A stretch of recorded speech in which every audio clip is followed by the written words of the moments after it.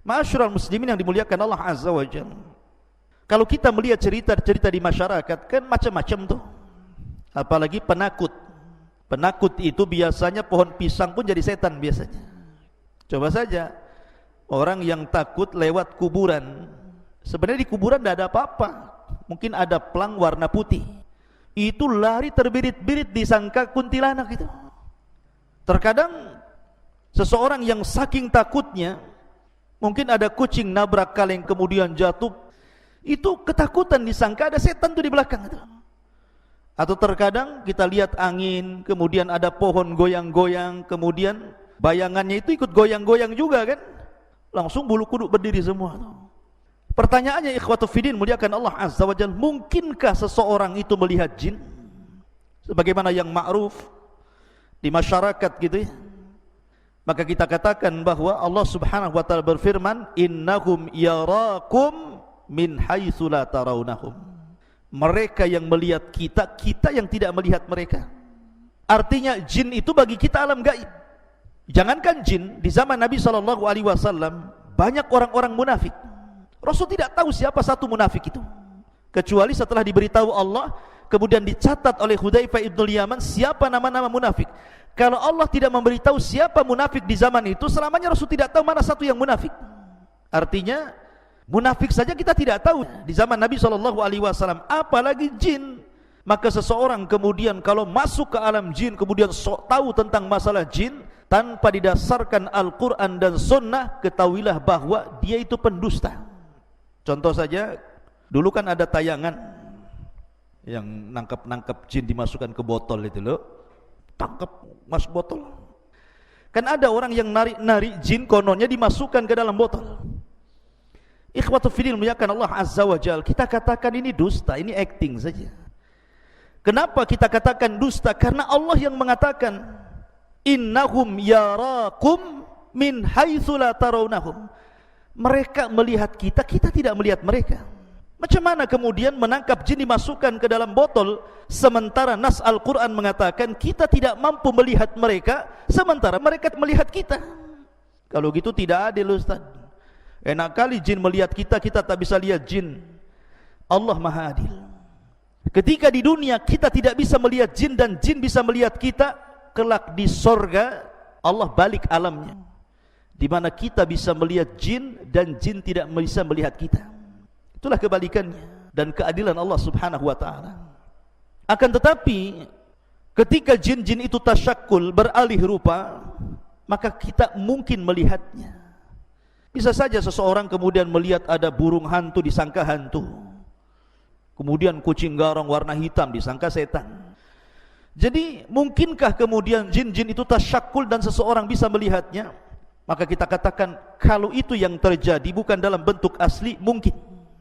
Suatu ketika Abu Hurairah radhiyallahu an itu ditugaskan Rasul untuk menjaga Baitul Mal.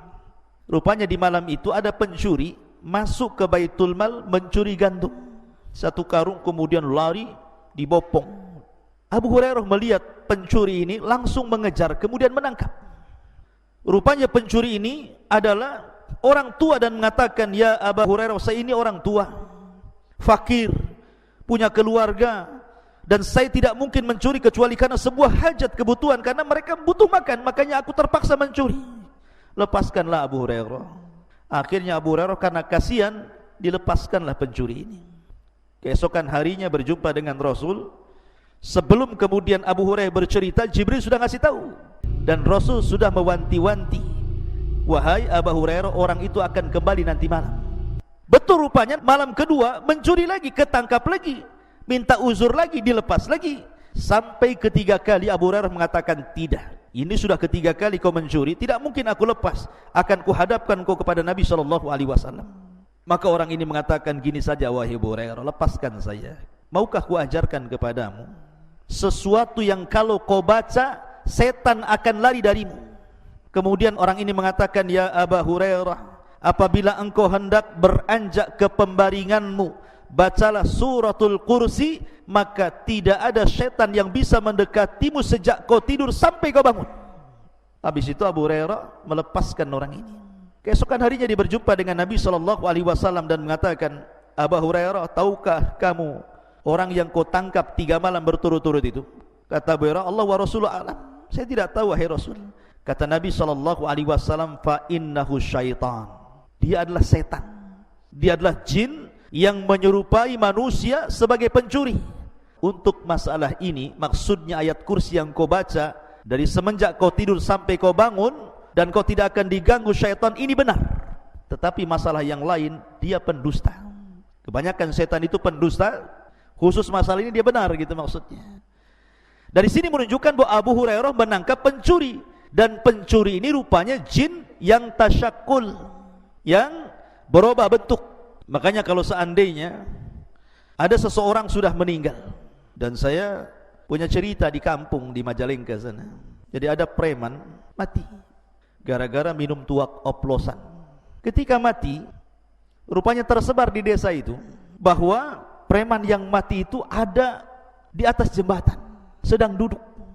Akhirnya dalam 1 minggu itu, ketika mendengar berita itu, tidak ada preman kampung keluar. Pokoknya preman takut sama setan.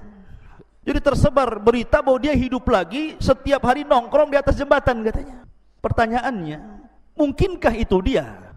Saya pernah bertanya waktu di Yaman kepada Syekh Adnan hafizahullah ta'ala, guru saya yang mengajarkan kitab Fathul Majid, kitab Tauhid, tentang kisah ini. Ya Syekh, saya begini di kampung, persis yang saya ceritakan. Apa kata Syekh Adnan? Dia mengatakan bahwa yang dijumpai itu bukan preman tadi. Karena orang yang sudah mati tidak mungkin hidup lagi. Karena ada barzah yang memisahkan antara kehidupan dunia dan kehidupan kubur. Lalu siapa yang nongkrong di jembatan itu? Yang mukanya mirip itu? Maka dia menjawab, kalau cerita ini sahih, kalau cerita ini benar gitu ya, bukan dikarang-karang, maka sesungguhnya orang itu adalah qarinnya si preman tadi. Karena setiap orang itu punya qarin, punya jin yang menyertai sejak lahir. Jadi kalau seandainya ada orang mati kemudian hidup lagi, bukan orang itu hidup lagi gentayangan, tetapi qarinnya yang gentayangan membentuk orang mati itu. Jadi bisa saja itu jin yang menakut-takuti manusia.